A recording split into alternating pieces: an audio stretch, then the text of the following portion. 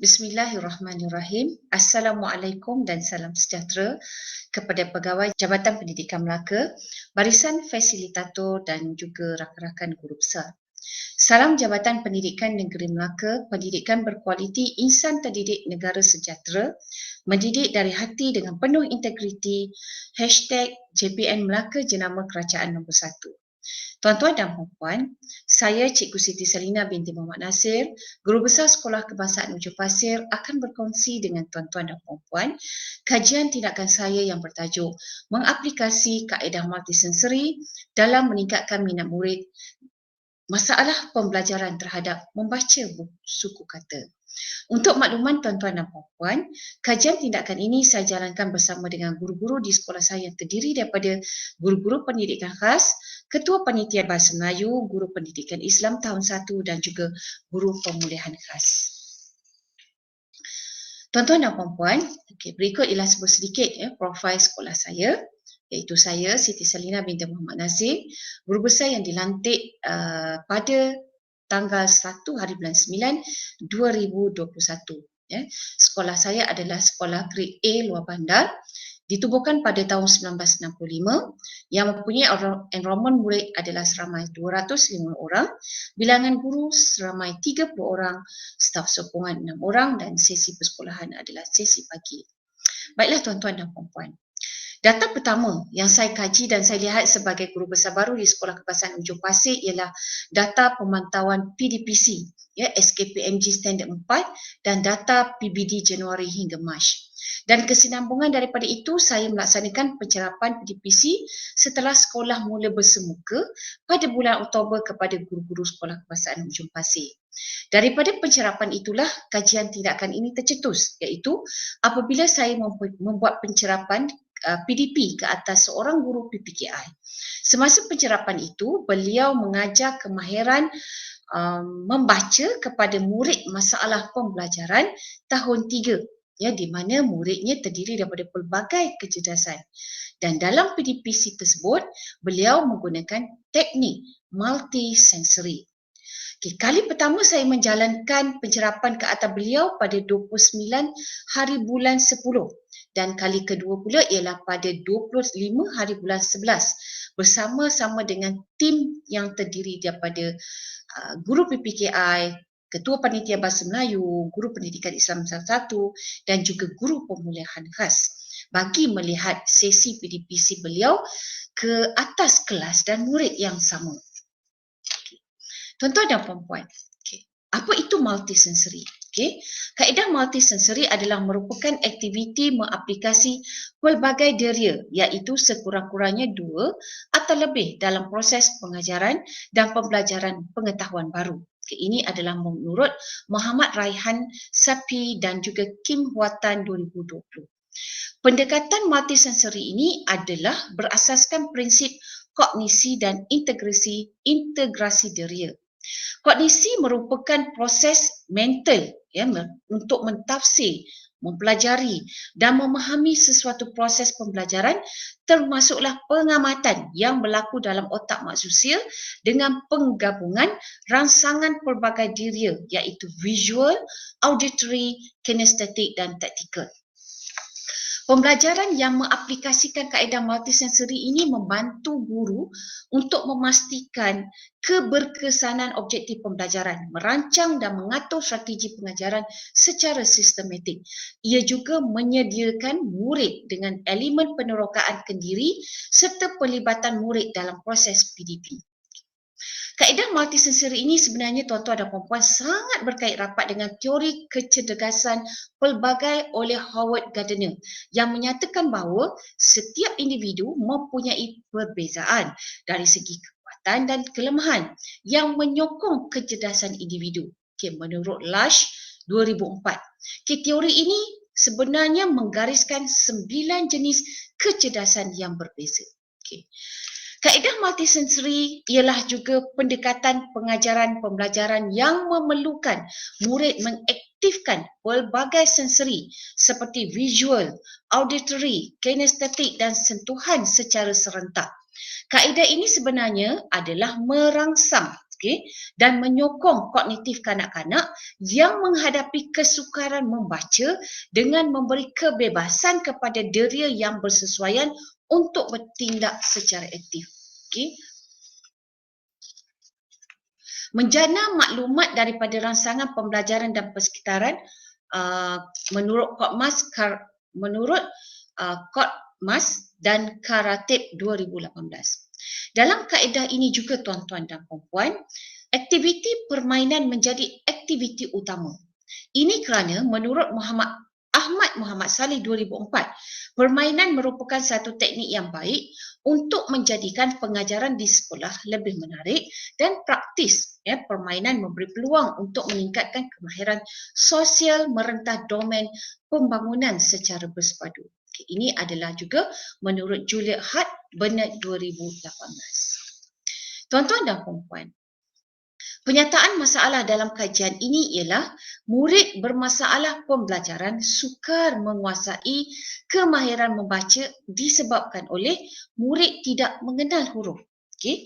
Yang kedua, murid tidak berminat dengan PDPC guru, dan yang ketiga, murid berada pada tahap sederhana dan rendah dalam mengenal huruf dan membunyikan suku kata.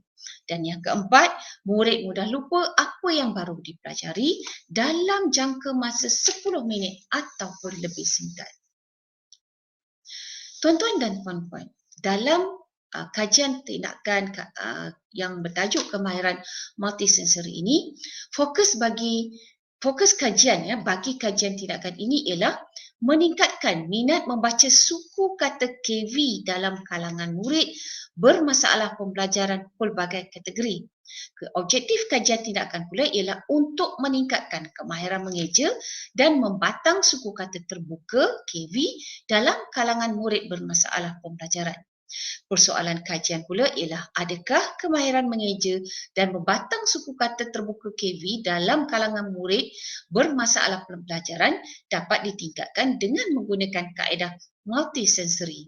Dan kumpulan sasaran bagi kajian tindakan ini adalah terdiri daripada 8 orang murid bermasalah pembelajaran, iaitu 4 lelaki dan 4 perempuan. Dan pecahannya ialah 6 orang murid kurang upaya intelek, 1 orang autism dan 1 orang global delay. Tuan-tuan dan puan-puan, saya dan pasukan melaksanakan kaedah kajian dengan mengaplikasikan model yang telah dikemukakan oleh Kurt Lewin 1952. Terdapat 4 peringkat dalam model tersebut, iaitu peringkat rancangan, peringkat tindakan, peringkat pemerhatian dan juga yang terakhir adalah peringkat refleksi. Kajian ini dilakukan dalam 2 kateran seperti dalam rajah yang ditunjukkan ini, tuan-tuan dan puan-puan.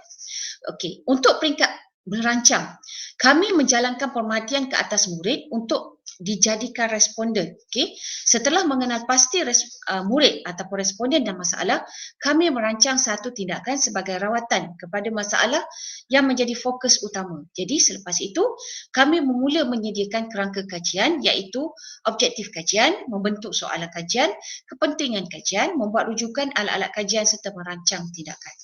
Manakala di peringkat tindakan pula, kami memilih untuk mengaplikasi teknik latih tubi membaca kad suku kata yang sebagai kaedah rawatan bagi mengatasi masalah yang dihadapi.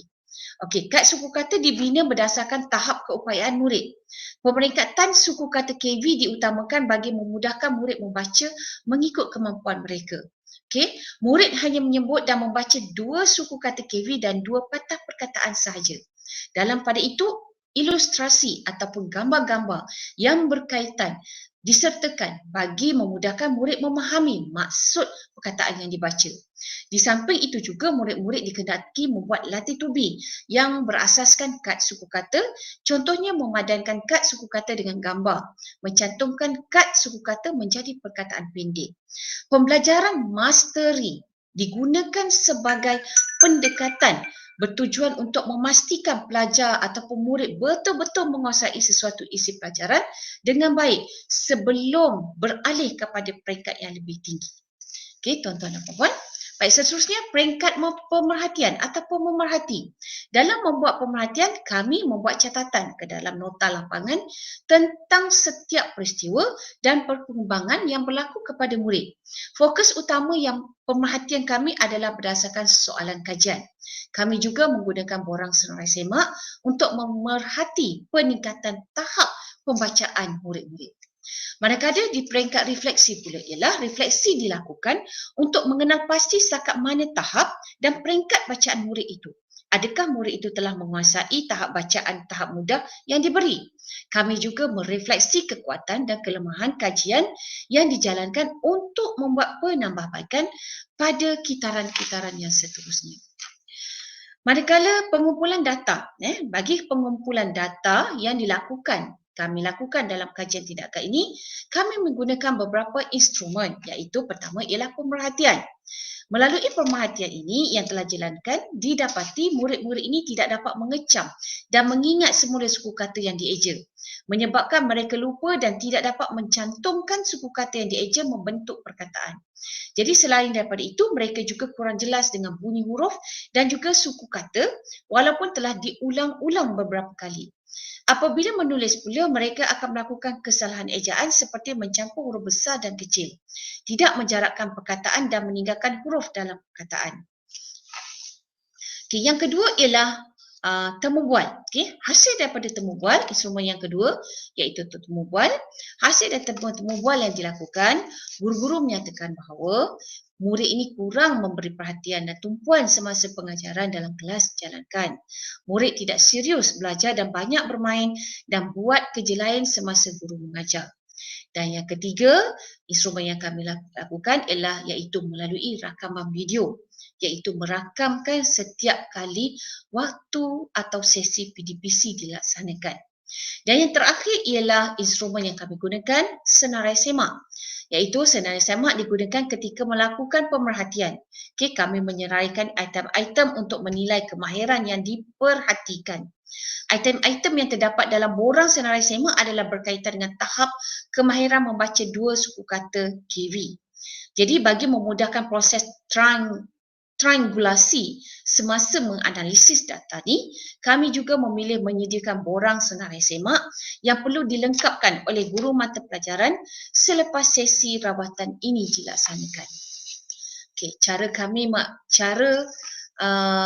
menganalisis data pula dalam kajian ini, analisis data yang dikumpul adalah dalam bentuk kuantitatif, iaitu dalam bentuk temu bual, pemerhatian dan analisis dokumen, nota lapangan dan diary guru merupakan penyokong utama dalam mengesahkan kerja-kerja lapangan yang dilaksanakan dalam kajian kuantitatif.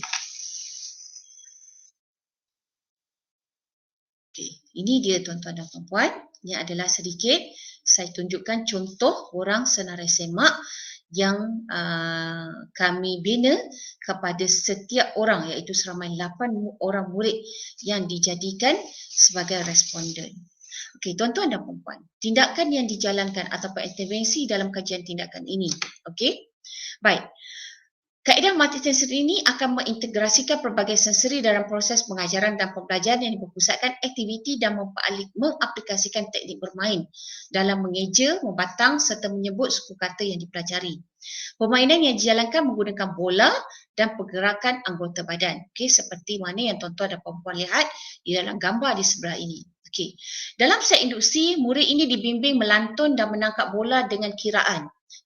Murid melantun bola ke dalam gelung besar dan kemudian ke dalam gelung yang lebih kecil di dalam gelung besar. Perhatian aktiviti interaksi ini didapati murid kelihatan lebih seronok dan aktif memulakan pembelajaran dengan bermain bola. Aktiviti melantun dan menangkap bola dengan kiraan dan fokus ke dalam gelung itu melatih murid untuk fokus kepada aktiviti pembelajaran yang akan dilaksanakan. Refleksi aktiviti interaksi ini didapati murid lebih fokus, bersemangat kerana dapat bermain bola semasa belajar mengaplikasi semua deria mereka, dan guru juga dapat menarik minat murid melalui permainan. Untuk aktiviti yang pertama tuan-tuan dan puan-puan, murid akan berdiri dengan menggunakan jari telunjuk untuk menulis suku kata di udara sambil mengeja serta menyebut suku kata dengan bimbingan guru. Aktiviti dilakukan secara latih tubi dengan bimbingan guru dan murid menyebut suku kata dengan suara yang kuat. Perhatian daripada aktiviti yang pertama ini dikelihatan murid lebih aktif kerana berada dalam keadaan berdiri dan menulis sambil membayangkan bentuk huruf, menyebut huruf dan juga menyebut suku kata. Jadi refleksi daripada aktiviti satu ini didapati murid lebih berfokus, berminat, bersemangat dan tidak bosan semasa belajar kerana belajar secara aktif dengan mengaplikasikan semua deria mereka. Dan guru juga dapat menarik minat murid dalam PDPC. Bagi aktiviti kedua pula, permainan lantun, tepuk dan tulis. Okay. Pertama, murid akan menulis suku kata di udara sambil eja dan sebut. Murid melantun bola di lantai sambil eja dan sebut suku kata. Murid baling bola ke udara dan tepuk sambil eja suku kata. Jadi perhatian daripada aktiviti kedua ini didapati murid kelihatan fokus dan bersemangat kerana aktiviti ini memerlukan murid fokus kepada bola dan pergerakan-pergerakan tertentu sambil melontar suara untuk menyebut suku kata. Okay, murid kelihatan seronok kerana bermain bola atau melakukan pergerakan sambil belajar. Refleksi aktiviti kedua ini, murid semakin aktif dalam keseronokan bermain. Murid semakin berminat membaca suku kata dan bergerak dengan mengaplikasi semua sensori mereka. Dan murid juga sentiasa mengamalkan nilai-nilai murni sepanjang PDPC ini. Okay. Untuk aktiviti kedua pula tuan-tuan dan puan-puan ialah permainan jalan-jalan cari suku kata. Okay. Murid eja dan sebut suku kata, murid memilih dan menyepit. Okay, memilih dan menyepit suku kata yang disebut atau ditulis di udara oleh guru berdasarkan gambar. Jadi murid akan menggunakan penyepit berwarna dengan arahan guru. Dan murid memadankan suku kata dengan gambar dan murid mengeja dan menyebut suku kata secara individu dan kumpulan.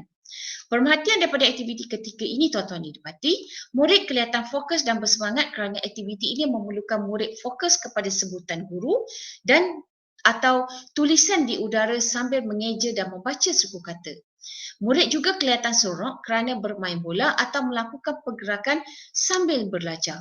Murid akan berfikir terlebih dahulu dan berhati-hati semasa memilih suku kata dan menyepit mengikut warna yang diarahkan oleh guru.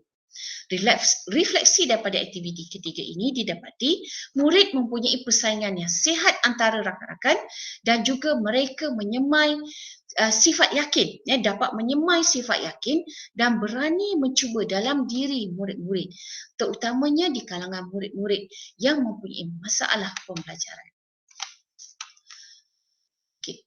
Tuan-tuan dan puan-puan, dapatan daripada kajian ini ialah yang pertama, dapatan daripada analisis tinjauan soal selidik yang diperolehi daripada murid dan guru kanan semasa pencerapan menunjukkan intervensi yang digunakan dapat menambah baik amalan mengajar konsep asas mengeja dan membunyikan suku kata dengan kaedah multisensori. Kedua, menurut Syabuddin 2008, sewaktu guru mengajar perlu menggunakan pendekatan daripada mudah kepada lebih sukar atau konkret kepada abstrak. Dapatan daripada kajian lepas iaitu Abdillah 2009, walaupun pada mulanya murid-murid yang dikaji menghadapi kesukaran dalam bacaan, namun selepas beberapa minggu melaksanakan aktiviti latih tubi, membaca kad perkataan, akhirnya murid dapat membaca perkataan-perkataan tersebut. Dan ini juga yang berlaku kepada murid, 8 orang murid itu tadi dalam sesi PDPC yang pertama dan juga sesi PDPC yang kedua. Okay. Kesimpulannya, kaedah multisensori dalam meningkatkan minat murid dalam masalah pembelajaran terhadap membaca suku kata adalah merupakan satu rawatan yang sangat berguna dan berkesan kepada murid-murid yang menghadapi masalah dalam pembacaan ayat. Dengan melaksanakan intervensi ini, penguasaan terhadap suku kata, perkataan dan ayat dapat dipertingkatkan kepada tahap yang lebih baik. Okey, sebagai rumusannya tuan-tuan dan puan-puan, dapatlah saya nyatakan di sini bahawa pertama, menjadi seorang guru memerlukan perhatian yang lebih kepada murid-murid, bukan hanya kepada pelaksanaan PDP sahaja. Kedua, aktiviti secara permainan ini sebenarnya dapat mengeratkan lagi hubungan mesra guru dan murid. Murid tidak lagi akan takut atau segan menyebut perkataan sambil bermain. Ketiga, respon yang baik daripada murid terhadap PDP secara langsung dapat meningkatkan juga keyakinan guru dalam PDPC.